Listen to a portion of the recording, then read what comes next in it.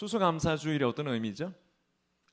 네, 하나님의 인도하신 은혜에 감사합니다 하고 하나님 앞에 감사 예물들 드리고 우리의 삶의 감사를 마음을 다해서 드리는 게 추수감사주일입니다. 저는 오늘 아침에 귀한 감사가 있었어요.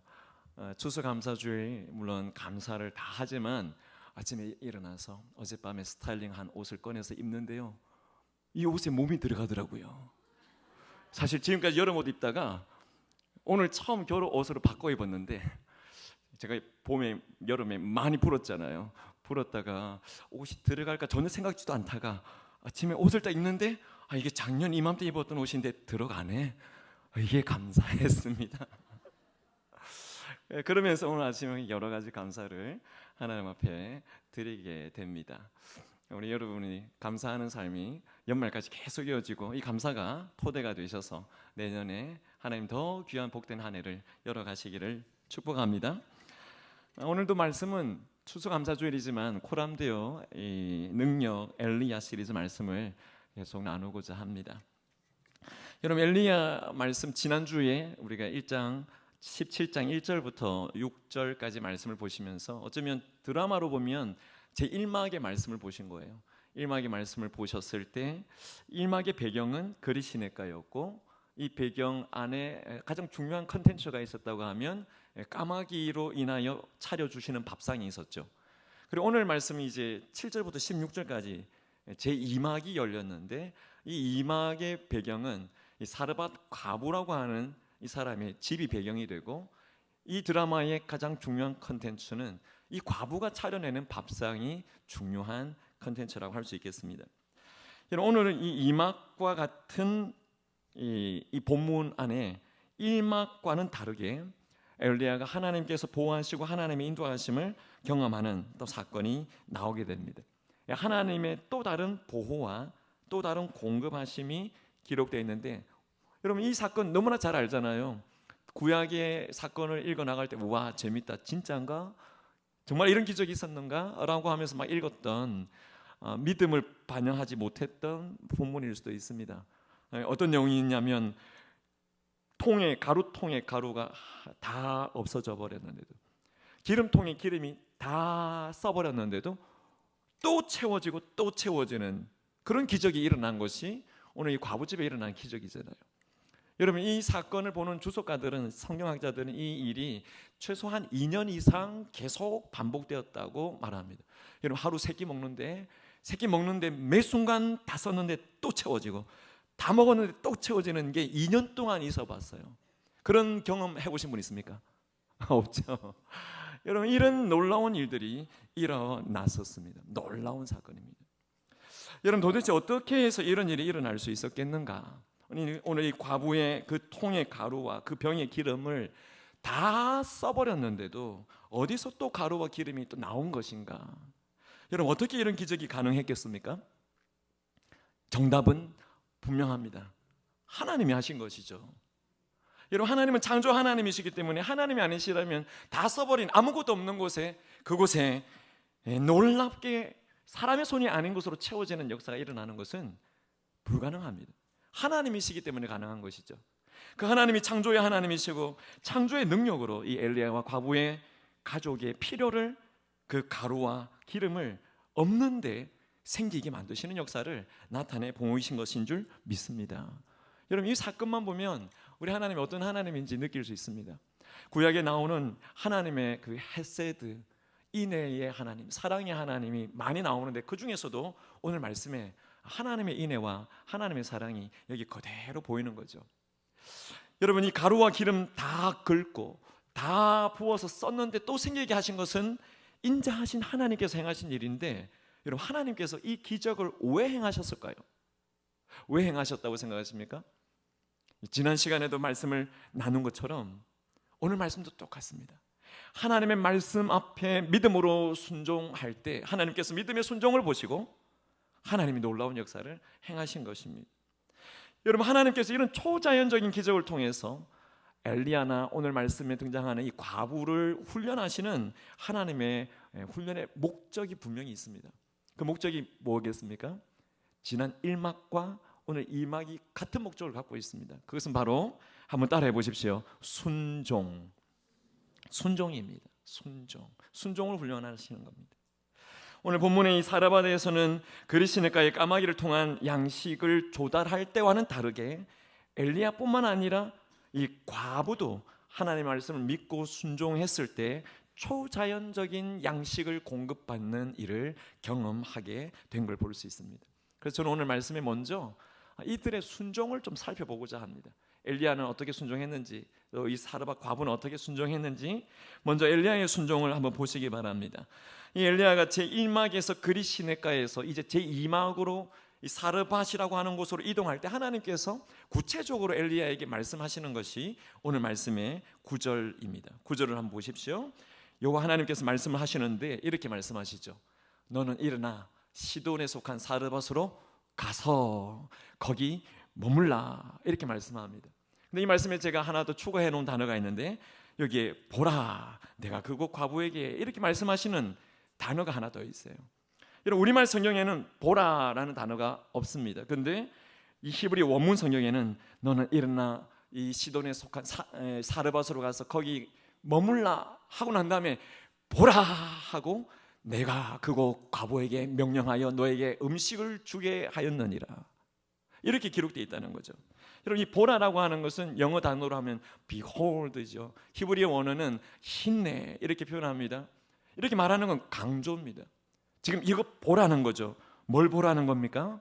지금 엘리야에게 이 사르밧 땅으로, 이 시돈 땅 사르밧으로 와서 과부를 통해서 하나님께서 공급하시는 것, 어떻게 공급하긴 하는지 그거 주목해서 보라라고 말씀하는 겁니다.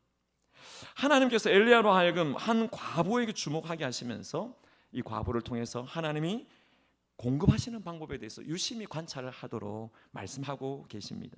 근데 여러분, 엘리야가 나중에 우리가 엘리야 인생을 다 보면 그도 우리와 똑같은 사람이구나 역시 아시게 될 겁니다만, 오늘 이 장면에서는 엘리야가 하나님의 말씀 앞에 그냥 바로 순종하고 있는 모습이 보이잖아요. 근데 엘리야의 마음을 우리의 마음으로 한번 들여다보면 정말 이게 쉬웠을까? 엘리야가 이 말씀을 제대로 이해하고 그렇게 쉽게 순종할 수 있는 사건이었는가? 이게 쉽지 않았을 거라는 생각이 듭니다. 순종하기 어려운 말씀을 지금 하신 겁니다. 여러분, 이 일어나서 시돈에 속한 사르밧으로 가는 것이 왜 어려운가 하면 이 시돈은, 이 사르밧이 속한 이 시돈은 이방인의 땅입니다. 이스라엘 땅 영역 밖이라는 것이죠. 엘리야의 입장에서 보면 다 지금 가물었습니다. 이 그리시네가도 다 메말라가고 있는 가뭄과 기근의 때인데 생각해 보십시오. 선지자로서 하나님의 백성인 이스라엘 백성들도 먹을 것이 없는데 지금 나를 먹이기 위해서 그 땅에 가서 그쪽 사람들을 통해서 먹이겠다. 왜 이방인인가? 우리 백성들도 죽어가고 있는데. 그런 생각하면 엘리야가 그냥 원망 없이 항변하지 않고 갈 수 없는 상황입니다. 뿐만 아니라 이 시돈 땅은 바알 숭배의 골수분자인 이세벨의 고국입니다. 이세벨의 아버지가 엣바알인데, 엣바알이라고 하면 바알과 함께한다 그런 뜻인데요. 이 엣바알이라고 하는 이 왕이 시돈의 왕입니다. 그러니까 이 시돈의 왕의 딸이 이세벨인 거죠. 그러니까 이 엘리야가 지금 어디로 보내지는 겁니까? 바알의 본거지로 가는 겁니다. 바알 숭배의 본거지로 가는 겁니다. 그러면 이 엘리야 입장에서는 하나님, 이스라엘에 머물러 있어도 온통 바알 천지인데, 여기도 바알 천지인데 거기 바알 숭배를 피할 수 없는 본보로 나를 보내시는 이유가 뭡니까? 저 사자굴 속에 던져 넣어서 저보로 하여금 죽으라고 하는 겁니까? 이렇게 항변할 수도 있는 상황입니다. 더군다나 말씀에 내가 그곳 과부에게 명령하여 너에게 음식 주게 하겠다, 이것도 믿어지지 않는, 이해되지 않는 말입니다. 여러분, 가뭄과 기근에 대해 구제 대상 1호가 누굽니까? 성경은 항상 고아와 과부와 객을 이야기하잖아요. 구제 대상 1호가 바로 이 과부입니다. 근데 이 구제 대상 1호에게 나에게 음식을 공개하게 하겠다, 이게 믿어지지 않는 거죠. 체면도 말이 아닌 거죠. 그러나 여러분, 오늘 말씀해 보면 엘리야는 군소리하지 않습니다. 엘리야는 아무 불평하지 않고 순종합니다. 여러분 10절을 한번 보십시오. 10절에 그의 행동을 보시면 그가 일어나서 아무 말 없죠. 사르밧으로 갑니다. 여러분, 엘리야가 이해와 순종하기 힘든 말씀이었지만 하나님 앞에 불평하지도 항변하지도 않고 즉각적으로 순종하고 있는 것에 우리가 주목할 수 있기를 바랍니다. 여러분, 우리 사람이 하나님의 말씀에 때로 이해하기 어렵고 순종하기 어려울 때 있습니다. 정말 나는 힘든데 하나님은 계속 하라고 명령하실 때 나는 못하겠습니다 할 때가 사실 있지 않습니까? 그러나 우리가 하나님의 말씀을 이해할 수 없는 수준의 말씀으로 우리에게 다가온다고 할지라도 우리가 하나님의 말씀하셨기 때문에, 하나님이 말씀하셨기 때문에, 말씀하신 분이 이루실 것이기 때문에 그걸 믿고 순종할 수 있는 것은 하나님이 주신 놀라운 믿음이요 놀라운 축복인 줄 기억하시기를 바랍니다. 여러분, 계속해서 10절을 보십시오. 10절을 보시면 그가 일어나서 갑니다. 성문에 이르렀을 때 한 과부가, 말씀 보여주세요, 한 과부가 그곳에서 나뭇가지를 줍는 것을 봅니다. 여러분, 엘리야가 하나님의 말씀에 순종해서 사르밧으로 갔을 때 이 나뭇가지 줍는 여인을 보면서 어쩌면 충격받았을지 모르겠어요. 분명히 과부를 통해서 먹일 거라고 하셨는데 지금 나뭇가지 줍는 걸 보니 그 형편이 말이 아닌 것이죠. 이런 과부를 통해서 공급하신다 믿기는 했지만 마음이 쉽지는 않았을 겁니다. 사랑 여러분, 이때 우리가 시험 받을 수 있는 것, 우리가 잘못 하나님 앞에서 오해할 수 있는 것 하나 있습니다. 그건 뭐냐면 하나님께서는 누구를 당신의 도구로 사용하시는가, 누가 결정할 일이죠? 하나님이 결정하실 일입니다. 그런데 우리가 하나님께서 누구를 그분의 도구로 사용하시는가에 대해서 선입견을 가져서는 안 됩니다. 여러분, 하나님은 이 세상의 영웅도 사용하시고 이 세상의 유명인들도 사용하시고 이 세상에 돈 많은 자들도 사용하시고 이 세상에 권력을 가진 왕들도 사용하십니다. 그러나 더 중요한 것은 하나님은 약한 자들도, 부끄러움이 많은 자들도, 천한 자들도, 오늘 말씀에 과부도 사용하시는 하나님이라는 사실을 우리가 꼭 기억하시기를 바랍니다. 그래서 우리가 기억하실 것은 뭐냐면 하나님이 말씀하시면, 하나님이 쓰시겠다고 하시면 그냥 그저 네 알겠습니다, 순종하는 것이 하나님의 말씀이 가장 중요한 것입니다. 어느 사랑방의 순원이신 한 성도님이 예수님을 잘 믿는, 순원 입장에서는 순장님이 예수님 잘 믿는 분이잖아요. 우리 순장님 말씀대로 하면 내 신앙이 자랄 거야, 늘 그렇게 생각하니까 그 순장님에게 이런 말을 했습니다. 순장님, 하나님께서 저 높은 담을 뛰어넘으라고 하면 순장님께서는 그대로 순종하실 것 같아요. 저 높은 담을 뛰어넘으라면 내 같으면 불가능할 것 같은데 순장님은 그 순종하실 것 같아요. 그렇게 이야기를 하니까 순장님이 말씀합니다. 맞아요, 저는 순종할 겁니다. 하나님 말씀하시면 저는 순종할 겁니다. 하나님께서 제게 뛰어넘으라고 말씀하실 때는 제가 할 일은 뛰어넘는 것이고, 다만 하나님이 하실 일이 있는데 그것은 하나님이 담장에 구멍을 내서 들어갈 수 있도록 하는 피할 길도 주시는 겁니다. 그렇게 이야기를 하시는 겁니다. 여러분, 우리가 도무지 뛰어넘지 못할 담도 뛰어넘으라고 하나님 말씀하시면 그냥 순종함으로 뛰어넘으려고 할 때 하나님께서는 담장에 구멍을 내서라도 그 담을 넘어가게 하신다는 사실을 우리가 꼭 기억하시기를 바랍니다. 뭐가 중요한 겁니까? 순종, 그냥 순종, 말씀에 그냥 순종하는 것이 중요합니다. 사랑하는 여러분, 하나님께서 오늘 이 과부, 절망할 수밖에 없는 절망 덩어리인데 이 과부를 통해서 음식을 제공하시겠다라고 하나님 말씀하시면 하나님은 반드시 행하시는 분이신 줄 믿습니다. 오늘 누구를 통하여 일하십니까? 과부를 통해서 일합니다. 누가 하시는 것입니까? 하나님이 하시는 겁니다. 과부는 그냥 도구일 뿐입니다. 하나님이 역사하시는 일의 도구로, 하나님이 역사하시는 어떤 역사하심의 조건으로 우리가 여러 가지를 주변을 볼 수 있지만 여러분, 여러 가지 도구나 주변 환경을 보는 것보다 더 중요한 것은 누가 이 일을 행하시는가 하는 것입니다. 그러므로 우리가 주목해야 될 분은 바로 우리 하나님이신 줄 믿으시기를 바랍니다. 엘리야의 순종이 그와 같았어요. 두 번째 우리가 살펴볼 것은 사르밧 과부의 순종입니다. 여러분, 이 사르밧 과부가 나뭇가지를 줍고 있을 때 엘리야가 그릇에 물 좀 가지고 와서 나에게 마시게 하라 이야기를 합니다. 여러분, 외간 남자가 또 가뭄과 기근의 때에 물 좀 달라고 이야기할 때 누가 선뜻 물을 갖다 주겠습니까? 그런데 이 엘리야의 말을 듣고 물을 가지러 갑니다. 여러분, 이렇게 과부가 순종하는 것을 보면 오늘 말씀에도 나와 있지만 그가, 이 엘리야가 믿는 하나님이 어떤 하나님인지 풍문으로라도 듣고 알았을 거라는 생각이 듭니다. 그래서 이 하나님을 섬기는 엘리야의 말에 동의하고 순종하고 있는 모습을 보이고 있는 것이 아닌가. 더 보시면 물을 가지러 가는데 엘리야가 가는 그 여인에게 뭐라고 이야기를 합니까? 너의 손에 떡 한 조각을 가지고 와서 나에게 먹게 해달라고 이야기합니다. 지금 이 가뭄과 기근의 때에 떡 한 조각을 가지고 오라고 이야기를 합니다. 여러분, 정말 철면피 아닙니까? 지금 가뭄과 기근의 때에 먹을 거 없는 이 상황을 뻔히 알면서 물 달라 하는 것도 황송하고 송구스러운데 먹을 걸 가져오라고 이야기를 합니다. 여러분, 이 여인이 이런 상황이라는 것, 이 어려운 상황이라는 건 얼마든지 예측할 수 있는데, 가뭄과 기근 이거 피하면서 이제 나뭇가지 한두 개 주워서 자기 식과 같이 먹을 것을 만들어서 먹고 이제는 내가 다 살았다 할 이 과부에게, 절망의 기운이 가득 찬 이 과부에게 이런 말을 하는 엘리야를 보면, 여러분, 엘리야가 갖고 있는 뭔가 확신이 보입니까? 어떤 확신이 있는 거죠? 어떤 확신이 있다고 봅니까? 하나님이 말씀하셨기 때문에, 하나님 말씀하신 것을 붙잡고 철면피같이 보일지 모르지만 이 과부에게 부탁을 하는 것입니다. 여러분, 과부가 엘리야의 부탁을 듣고 이렇게 말합니다. 12절을 한번 보십시오. 12절에 보시면, 통에 가루 한 움큼, 병에 기름 조금뿐인데 내가 나뭇가지를 주워다가 아들과 함께 음식을 만들어 먹고, 그 후에는 뭐 하려고 한다고 했습니까? 죽으려고 한다고 했습니다. 이제 이 마지막에 한 끼 먹고 죽을 거라고 고백하는데, 여기다 대고 엘리야가 뭐라고 이야기하는지 보십시오. 13절 보니까 그가 말합니다. 두려워하지 말라고 말합니다. 그러면서 정말 우리로서는 이해되지 않는 말을 하죠. 먼저 나를 위하여 그것을 가져다가 작은 떡 한 개를 만들어 내게로 가져와라, 그렇게 말합니다. 여러분, 엘리야가 이렇게 체면도 다 접어두고 어떻게 이런 부탁을 할 수 있었겠는가? 두려워하지 말라고. 두려워할 수밖에 없는 상황인데 두려워하지 말라고 어떻게 이렇게 말할 수 있었겠는가 하는 겁니다.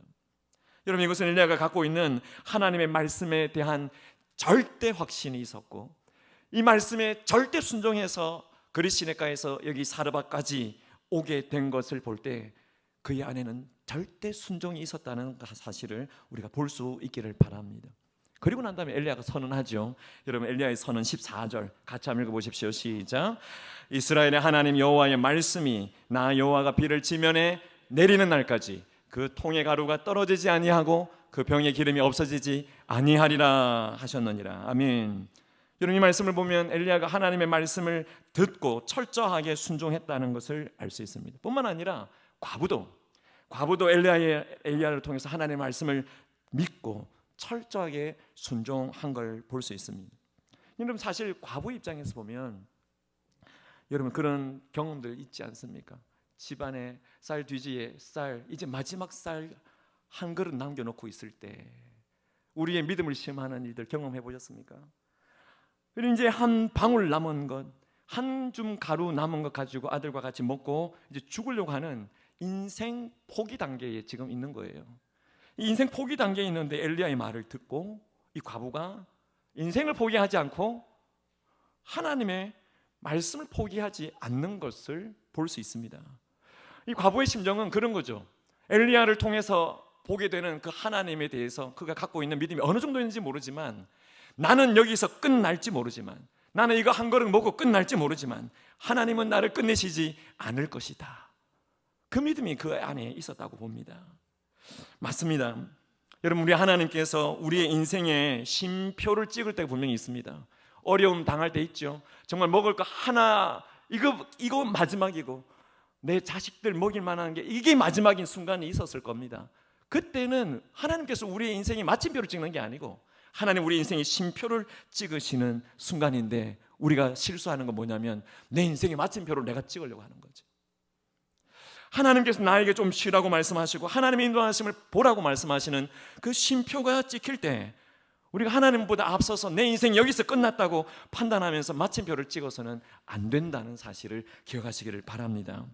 여러분, 이 과부가 한 끼 분량밖에 되지 않는 이 가루통의 가루, 기름병에 이 기름, 나뭇가지를 주워다가 마지막 한 끼 먹고 아들과 함께 인생의 마침표를 찍으려고 했지만, 하나님이 이 과부를 향한 계획은 마침표가 아니라 쉼표였습니다. 그 쉼표를 찍으면서 인생의 최악이라고 생각되는 그 상황에서 하나님이 이끌어 가시는 거죠. 하나님이 그 상황을 모면하게 하시고 그 상황에서 하나님 주시는 더 큰 축복을 누리게 하신다는 사실을 기억하시기를 바랍니다. 여러분, 제가 오늘 설교 제목을 잡아도 정말 잘 잡았다 싶어요. 주보가 없어서 설교 제목을 보신 분들은 아시겠지만 설교 제목이 뭐였습니까? 인간의 끝은 곧 하나님의 시작이다. 여러분, 우리가 인간의 끝의 자리에 있다면 하나님께서 이제 시작하실 것이라는 것을 확신하실 수 있기를 바랍니다. 여러분, 우리 그리스도인들이 신앙인이지만 신앙인이 인생을 포기하는 것 언제인 줄 아십니까? 신앙인이 인생을 포기하는 것은 자신의 인생의 마침표를 찍으려고 인생을 포기할 때가 아니고 하나님을 포기할 때 신앙인은 인생을 포기하는 것입니다. 하나님을 포기하는 자는 인생을 포기하는 것이죠. 여러분, 오늘 우리가 추수감사주일 이렇게 맞으면서 하나님께서 우리의 인생을 인도해 오셨고 하나님이 생명을 주셨고 하나님 능력을 부어주셨고 축복의 근원이신 하나님 우리의 삶에 정말 필요한 모든 것을 채워주셨다는 것을 우리가 확신할 때 하나님을 포기하지 않는 은혜가 있으시기를 축복합니다. 여러분, 우리의 인생을 포기하지 않으시는 은혜는 하나님이 우리에게 쉼표를 주셨기 때문에 오늘과 같은 놀라운 역사를 경험하면서 하나님의 은혜 자리로 또 한 번 더 인도해가는 그 일들이 우리를 하나님 앞에서 계속 걸어가게 하신다는 사실을 꼭 기억하시기를 축복합니다. 할렐루야. 여러분, 엘리야의 믿음, 또 그의 믿음의 순종, 또 이 사르밧 과부의 이 순종, 여러분 이거 보면서 막 심장이 뛰지 않습니까? 두근두근두근. 부정맥 때문에 뛰는 게 아니고 이 순종을 보면서 여러분, 이 말씀이 그냥 단순한 말씀이지만 그냥 과거에 이런 일이 있었나? 믿기지 않는 말씀이야 이렇게 보면 심장 뛸 일이 없죠. 근데 이 말씀을 보면서 엘리야가 이렇게 순종할 수 있었나? 어떻게 이렇게 순종할 수 있었을까? 어떻게 이런 믿음이 있었을까 생각하면 그냥 심장이 뛰지 않습니까? 그 뒤에 일어난 일들 우리가 다 알기 때문입니다. 비를 지면에 내리는 그날까지 그 통의 가루가 떨어지지 않냐고 그 병의 기름이 없어지지 아니하리라. 어떻게 이런 선언을 할 수 있었을까? 여러분, 심장이 막 뛰지 않습니까? 그 단 하나의 이유는 하나님의 살아있는 말씀이 있었고 그 살아있는 말씀에 대한 절대 확신이 있었기 때문인 줄 믿으시길 바랍니다. 여러분, 우리에게 하나님께서 하나님의 말씀에 절대 확신을 갖는 시간을 이번 주간 우리에게 주셨습니다. 제12차 가을특별 새벽 부흥에 여러분 하나님을 포기하지 않으시길 바랍니다. 하나님의 말씀을 포기하지 않으시길 바랍니다. 은혜의 가장 소중한 일을 포기하지 않으시길 바랍니다. 여러분, 우리가 하나님과 하나님의 말씀과 하나님의 은혜를 포기하지 않으면 하나님 우리의 인생 포기하지 않으시고 우리를 하나님이 가장 원하시는 기쁨의 자리로 인도해 가실 줄 믿으시길 바랍니다. 여러분, 코람데오의 정신을 발휘하시면서 하나님 주시는 절대 확신의 자리, 절대 순종의 자리에 서서 나아가시는 복된 한 주간 꼭 되셔서 하나님이 내 인생의 쉼표를 찍으시는구나, 하나님 내 인생의 쉼표를 어떻게 찍으시는가, 그걸 경험하시는 그런 은혜가 이번 특세 가운데 우리 모두에게 있게 되시기를. 아멘 할 준비하십시오. 축복합니다. 아멘. 내일 새벽에 다 뵙겠습니다. 자, 이제 마지막 그러면 여러분 이 순종의 결과가 어떤가 한번 보십시오. 엘리야의 이 과부가 하나님의 말씀대로 순종했을 때 어떤 결과가 있었는가? 하나님의 말씀 믿고 순종했더니 어떤 효과가 나타났는가? 저는 오늘 말씀에 한 두 가지를 정리해 보고자 합니다. 이 두 가지가 우리의 삶에 적용이 되시면 좋겠어요. 첫 번째는 하나님이 기적적인 공급을 해주셨다는 사실입니다. 16절 말씀을 보시면 엘리야와 그의 식구가 여러 날 먹었다고 했습니다. 근데 여호와께서 엘리야를 통하여 하신 말씀이 이루어지는데 통의 가루가 떨어지지 아니하고 병의 기름이 없어지지 아니했다 했습니다. 놀라운 말씀이죠.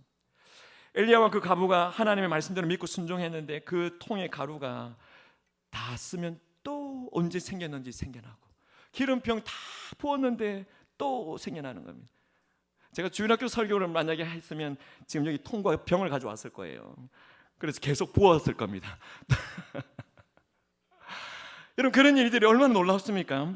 학자들이 말하는 것처럼 비가 오기까지 최소한 2년 이상 그 일들이 하루 세끼 동안 계속 일어났다고 생각하면 놀라운 일이 아닐 수 없습니다. 여러분, 이런 기적 지금도 내 인생에 경험하고 있습니다. 그런 분 계십니까? 매 끼마다 하나님이 없던 게 생기도록 하시고 이런 놀라운 역사들이 내 삶의 가루통에 기름병에 계속 나타나고 있습니다. 그런 분 계십니까? 여러분, 이런 기적이 엘리야 시대에만 일어납니까? 오늘날에는 일어나지 않습니까? 오늘날에 일어나지 않는다고 말하는 사람들이 있습니다. 기적 중지론자들이 있습니다. 그때는 그때 일이고 지금은 신약 시대는 그런 거 안 일어난다, 이렇게 말하는 분이 있고요. 반대로 기적 개소론자들이 있습니다. 기적 개소론자들은 그때 하나님이 지금 하나님이니까 반드시 일어난다. 근데 중요한 것은 여기에 균형을 잘 잡아야 됩니다. 신사도주의 들어보셨어요? 신사도주의는 우리가 사도기 때문에, 성경에는 더 이상 사도가 없습니다. 근데 우리가 사도기 때문에 사도들이 했던 모든 기적을 우리가 다 경험할 수 있다. 이거는 이단입니다. 우리가 사도는 아니지만 우리가 초점을 하나님께 맞추었을 때 그때 하나님이 지금 하나님이시고, 그때 살아계신 하나님이, 전능하신 하나님이 지금도 전능하신 하나님이기 때문에 그때 일어난 모든 기적은 지금도 일어날 수 있습니다. 여러분, 우리의 삶에 하나님께서 기적이 필요하다고 생각될 때는 반드시 인생의 위기 상황 가운데서 놀라운 역사를 행하시는 분이심을 우리가 분명히 확신하실 수 있기를 예수님의 이름으로 축복합니다. 제 신앙 간증 별로 할 게 없지만 하나님께서 제 삶에 까마귀를 통해서 먹이시고 하나님께서 기름병과 가루통을 채우시는 그런 역사들은 참 많이 있었던 것 같습니다. 제가 그걸 묵상하면 가장 먼저 기억나는 사건이, 제가 처음 사역지 나갔던 경산교회에서 원로 장로님을 통한 섬김이었습니다. 제가 어머니 아버지 개척하실 때 개척교회는 집이 교회고 교회가 집이어서 늘 교회에서 생활했죠. 근데 제가 사역지를 나갔는데 제가 그 습관이 그대로 있더라고요. 그래서 늘 이 자취방이 바로 교회 뒤에 있는데 자취방에서 자는 것보다 교회에서 자는 시간이 더 많고 교회 들락날락 거리며 살았던, 그러면서 새벽 기도를 이렇게 드리면 그 원로 장로님 한 분과 제가 제일 끝까지 오래 남아가지고 누가 먼저 가나 누가 먼저 안 가나 막 그러실 정도로 기도를 열심히 하셨던 분이에요. 근데 어느 날 제가 집에 가서 성경책을 딱 열었는데 봉투가 하나 있는 거예요. 그때 당시 3만 원, 그때 당시 교육전도사님들 사례가 35만 원이었어요. 그러니까 큰 돈이죠. 전도사님 책 사보세요. 아주 손이 막 떨리는 손으로 늙은 이가 쓰신 글자체로 거기에 있는데 누가 보낸지 알 수는 없어요. 아마 제가 기도하는 사이에 껴놓고 가신 것 같아요. 제가 그때 그 일을 경험한 이후부터 하나님께서 제가 목회자로 살아온 35년 동안 계속해서 그리스 시냇가의 은혜를 경험하게 하시고 이 사르밧 가부가 경험한 것을 경험하게 하셨던 것 같습니다. 여러분, 하나님께서는 까마귀를 통해서 공급하시니까 까마귀 입에 물어오면 얼마나 물어오겠어요. 넉넉한 건 아니지만 하나님이 함께 하신다, 하나님이 채우신다, 하나님이 먹이신다, 그걸 계속 깨닫게 하셨던 겁니다. 여러분, 제가 신학교 들어갈 때도 돈이 없어서 하나님 등록금, 그런데 등록금 마련하게 하셨어요. 그리고 공부할 때는 그래도 좋은 교회에서 사역하면서 계속 장학금 받으면서 사역과 학업을 집중할 수 있게 하셨어요. 그리고 또 공부하겠다고 하니까 하나님이 어떻게 하죠? 그랬더니 하나님이 보내셔서 등록금을 마련하게 하시고 공부하게 하시고 그렇게 계속해서 인도하심을 받아왔습니다. 35년 동안 목회자의 삶 속에 제게 주신 은혜를 생각하면 정말 크고 작은 기적들과 하나님의 도움의 손길이 끊이지 않았고 지금도 그런 것 같아요. 사랑하는 여러분, 하나님께서는 평소에는 기적을 행하지 않습니다. 언제 우리에게 기적을 행하십니까? 정말 위기 상황일 때, 정말 꼭 필요하다고 판단하실 때.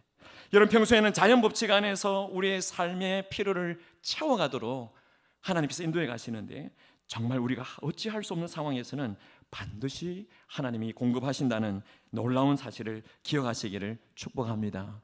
여러분, 우리 하나님이 위기 상황에서 특별한 기적으로 우리의 삶에 공급하신다고 하면 여러분, 우리에게 하나님 요구하시는 거 있습니다.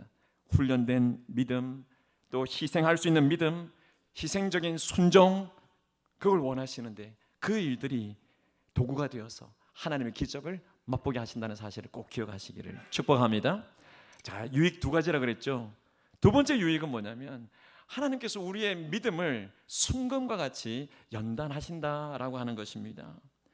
여러분, 이 만약에 엘리야와 과부가 매일매일 이런 체험을 했을 때 그들이 어떠했겠습니까? 이야, 과연 주님의 말씀대로, 과연 주님의 능력대로 되는구나 하고 날마다 확신으로 불타올랐을 겁니다. 저는 근데 이 사르밧이라고 하는 곳의 이 지명의 뜻이 뭐냐면 용광로예요. 용광로. 여러분, 엘리야가 사르밧을 갔을 때 그는 고통의 재련소에 들어간 것과 다를 바가 없었습니다. 그래서 어쩌면 그가 욥의 심정으로 나를 단련하신 후에 내가 순금과 같이 나오겠습니다 하는 그 심정이 아니었으면 이 사르밧으로 갈 수 없었을 겁니다.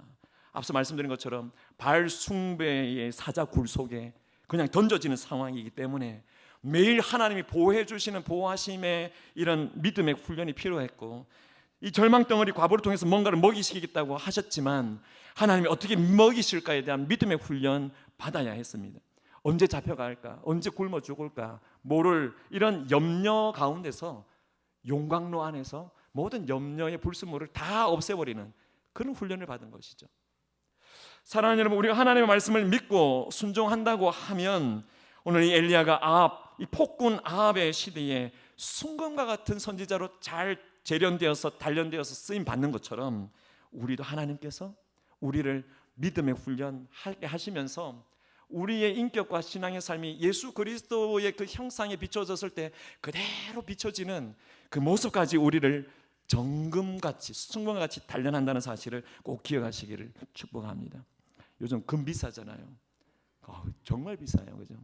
순금을 뽑아내는데 99.9% 순도의 순금이 나오는데 용광로 안에 불이 몇 도까지 올라가는지 아십니까? 1250도까지 올라가야 된다고 합니다. 1250도까지 올라가는 이 용광로 안에 있을 때 순금이 나올 수 있습니다.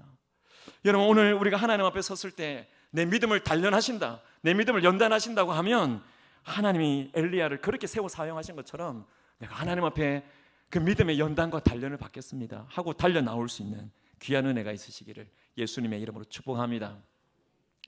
제가 이번에 드리는 동판의 이름을 하나 만들었어요. 이 동판의 이름이 뭐냐면, 사진 보여주세요. 사르밧 개근 동판입니다. 여러분, 사르밧 용광로라 그랬잖아요.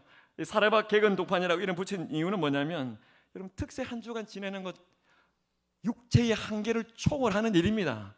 4시 45분까지 나오려고 하시면 1시간 전에 일어나셔야 되죠. 1시간 전에 일어나면 새벽 3시부터 설쳐서 여러분 온종일 피곤합니다. 그걸 닷새나 한다고 하면 정말 육체의 한계를 초월하는 용광로에 들어가는 것과 매우 마찬가지입니다.